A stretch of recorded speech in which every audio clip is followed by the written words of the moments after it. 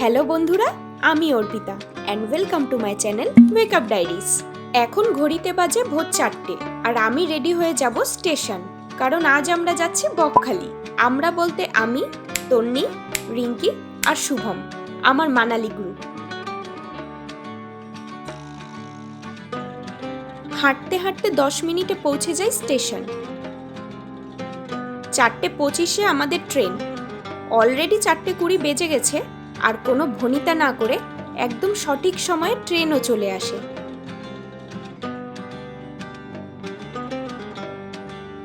আমরা 3জন লেডিসে উঠে যাই, আর শুভম ওর স্টেশন থেকে পরে উঠবে।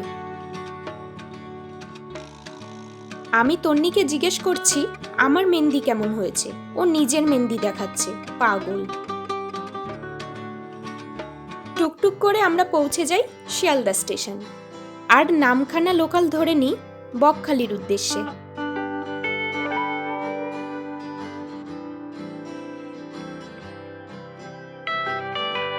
আমি এখানে চুপচাপ বসে আছি, কারণ তন্নি, রিঙ্কি, শুভম সবাই ঘুমের দেশে পা দিয়েছে। অগত্যা নিজের প্লেলিস্টটা চালিয়ে সানরাইজ আমি একা একাই উপভোগ করছিলাম। আমার আর তন্নির হাসির কারণ হলো গতকাল কি একটা এঞ্জেল না নীলাঞ্জনা কি এক সাইক্লোন হয়েছিল। তো আমরা টেনশনে ছিলাম যদি সূর্য না ওঠে তাহলে মেঘলা ওয়েদারে সমুদ্রে একটুও ভালো লাগবে না। But weather is fantastic. আমি যখনই ঘুরতে যাওয়ার প্ল্যান করি অলওয়েজ পাহাড়ের প্ল্যান করি, কারণ পাহাড় ব্যাপারটাই আমার কাছে একটা সুন্দর স্বপ্ন। সমুদ্রের গর্জনের থেকে পাহাড়ের নিস্তব্ধতা আমার কাছে বেশি প্রিয়।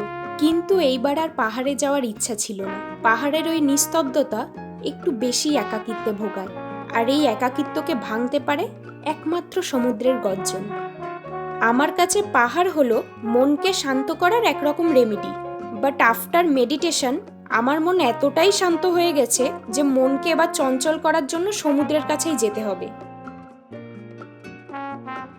তাই পরপর সো মেনি পাহাড় ট্রিপস। এবার অনেক বছর পর আমি সমুদ্রে যাচ্ছি। তো দেখতে দেখতে আমরা পৌঁছে গেলাম নামখানা স্টেশন।